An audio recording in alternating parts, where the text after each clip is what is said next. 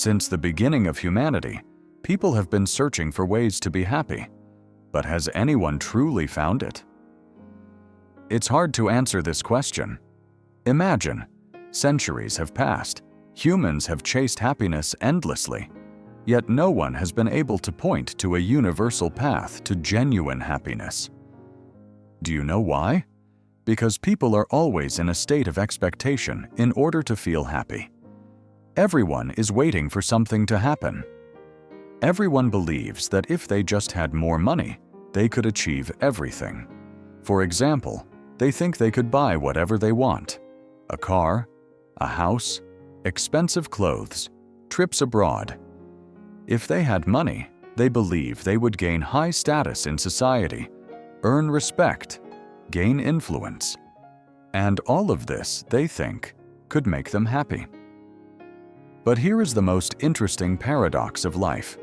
True happiness is neither in something that will happen tomorrow, nor in random events that come from outside.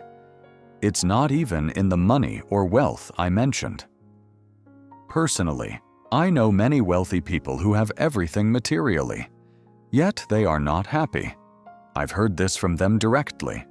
I also know many very poor people who do not consider themselves happy either. So if happiness doesn't seem to exist, why have people been searching for it for centuries? And if it does exist, why don't we feel it? Is it close to us or far from us? Why am I asking this question? Because I know many people who never realized they were happy at the time. Now, they are even willing to sacrifice their future just to relive a period from their past, to feel that happiness once again. This raises a question. What is happiness? Is it universal? Personal? Relative? What exactly is it? Does everyone have it? And if it exists, then what are we searching for? In this video, I will explain all of this to you. By the end, I'll even reveal what a billionaire, someone who has experienced all the pleasures life can offer, wants most in the last days of his life to feel truly happy. Believe me, when I first heard his wish, I was shocked. What he wanted was, but don't rush. Take a couple of seconds first to subscribe to the channel and like the video. It's not hard for you, but it means a lot to us. Now, let's begin.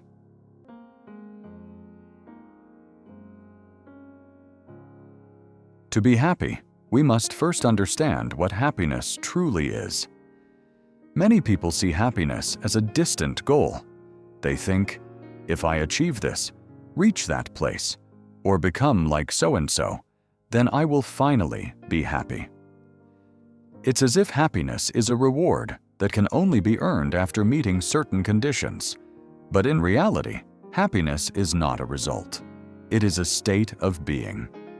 Stoic philosophy explains the nature of true happiness beautifully. According to this philosophy, happiness is a state that arises from within. No matter how much success, material comfort, or opportunity one has in life, if there is no inner calm, there will be no happiness. One of the greatest Stoic thinkers, Marcus Aurelius, shared a valuable insight. A man's happiness depends on the quality of his thoughts. This means that whatever we feed our minds with shapes the life we experience. If our thoughts are filled with confusion, comparison, anxiety, and feelings of inadequacy, no matter how perfect life may appear on the outside, we will not feel at peace within. And without inner peace, we cannot be truly happy. Happiness does not start in the external world. Everything in our lives may be in order, but if our mind is not calm, we cannot appreciate any of that beauty. On the other hand, when we have inner tranquility, we discover a kind of strength even on the hardest days. We approach everything with a clearer perspective and are able to find joy even in the smallest things. Sometimes you see people who have it all: a beautiful home, a comfortable life, a high salary, opportunities, even an environment many dream of. Yet inside, there is still a void. No matter how much they accumulate, that emptiness doesn't fill. Why? Because happiness is not simply a state of having, it is a state of feeling. The first requirement to experience happiness is to feel it. If you cannot feel it, no matter how much you collect, nothing will change. Happiness does not reside in objects, money, or possessions. It lies in what your attention chooses to focus on. A person who cannot find joy in a simple cup of tea will feel nothing, even if they own billions. This is because their mind is not nourished by simplicity, but ruled by endless desire. They focus not on what they have, but on what they have yet to attain. And this is the greatest enemy of happiness, constantly wanting more, always craving more. True happiness is about shifting your attention away from what is lacking and directing it toward what already exists. It is seeing, appreciating, and savoring what is present. Sometimes, a warm cup of tea, a quiet evening, a deep breath, or a caring friend can nourish the soul far more than the greatest worldly achievements. What creates the feeling of happiness is not what you achieve in life. It's how you experience what you already have. People often take their greatest blessings for granted: their health, their breath, their family, their own strength. But when you shift your attention, life itself changes. Accumulating more possessions does not increase happiness. However, the more you cultivate gratitude, appreciation, and the ability to truly feel, the more happiness multiplies, many times over. Happiness also comes when we free ourselves from comparison. Why do we sometimes feel unhappy for no reason? One of the biggest reasons is that we focus on other people's lives instead of our own. The successes, relationships, expensive trips, new cars, and houses we see on social media, all of these can feel like a competition. When we start measuring our lives against these images, a sense of unease arises within us. Imagine two friends, Emily and Sophia. Emily works a regular job and lives in a simple home with her family. She creates small moments of happiness for herself: morning coffee, reading a book for 20 minutes in the evening, walking in the park with her family on weekends. She is content with her life. Sophia, on the other hand, earns a high salary and has an expensive car and a beautiful house. Yet every day she scrolls through social media, comparing herself to others and thinking, "I don't earn as much as them. I haven't been to that country. Why isn't my life like theirs? I must be unlucky." In reality, Sophia's life isn't bad at all, but comparison prevents her from seeing that. No one's life is as perfect as it appears. As the wise say, a person finds peace only when they focus on their own path. Because the moment you look at someone else's path, you lose sight of your own. You get trapped in a comparison that doesn't belong to you. Your happiness lies in your own path, in your choices, your pace, and your experiences. You cannot find happiness by looking at someone else's life, because that path is not yours. Every person's destiny, abilities, circumstances, and life experiences are completely different. That's why comparison is not only meaningless, it's also a form of self-poisoning. Let me tell you very clearly, comparison is a dangerous trap. The more you compare, the more you will always find something you lack. But when you turn your attention to your own path, you gradually realize that true peace doesn't come from someone else's journey. It comes from walking your own. And that's exactly when happiness begins.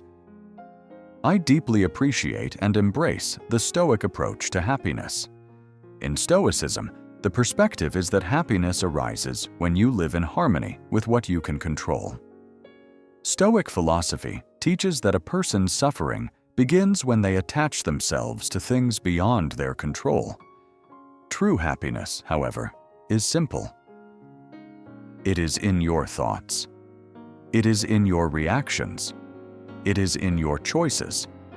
No matter how much someone else's behavior hurts you, you become strong when you choose your reaction, and a strong person becomes happy. Happiness is not found in pleasure. It is hidden in meaning. This is one of life's deepest truths. Pleasures are fleeting, but meaning endures. What makes a person happy is not eating a lot, laughing a lot, or relaxing a lot. What makes a person happy is having a purpose. If you have a reason to wake up, a belief to fight for, an idea to live by, you are already happy. Happiness is not in more, it is in enough. How many people turn their lives into a constant chase, thinking, if only I had more money, or if only my life were better? But happiness is not in the place you're running to. It is in the place where you stop. The person who feels content with what they have is the richest of all. Happiness begins when you understand yourself. Self-knowledge is the cornerstone on which all concepts of happiness are built. The moment you truly understand who you are, what you want, and what you feel, life becomes clear. Happiness is a return to yourself. True happiness is not as far away as we often think. It is not hidden in life's grand plans, in our external expectations, or in great ambitions. It is found in the simplest moments. A quiet morning, and you wake up, though you could have stayed asleep. You know how many people in the world were unable to wake up today, yet you did. Why not be grateful for that? Then you get out of bed. But how many people, though awake, cannot even rise from their beds? Have you ever really thought about these things? At the beginning of the video, I promised to tell you what a billionaire wanted most in the last days of his life to feel truly happy. I knew this billionaire personally. He had great success in real estate and had spent most of his life surrounded by material abundance. But then he became gravely ill. Even under the care of the most expensive clinics and doctors, his illness left him helpless. His doctor told me that while he was bedridden, he wanted to eat a piece of salmon.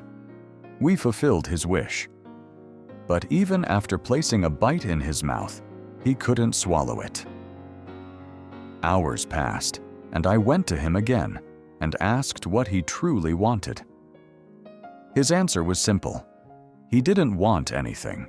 He just wanted to be able to swallow the bite he had chewed. He said that if he could do that, he would be the happiest man in the world.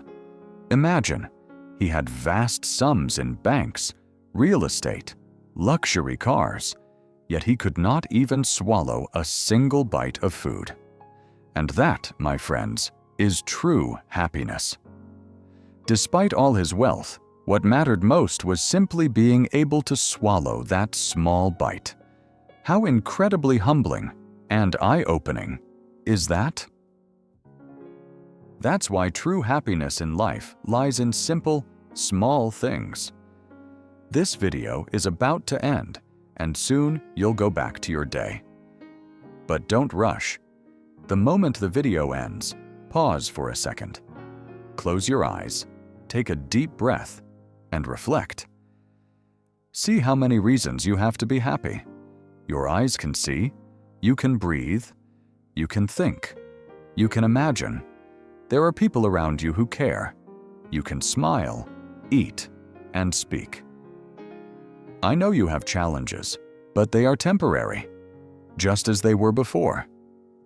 Compare yourself only to yourself. Let go of what you cannot control. Pursue what is right not for others, but for yourself.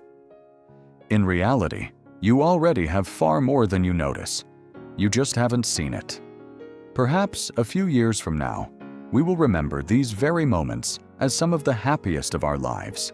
So, cherish every moment. These small moments are priceless in life. Spend these treasures not on others, but on yourself. Because there are so many reasons to be happy, both within you and around you.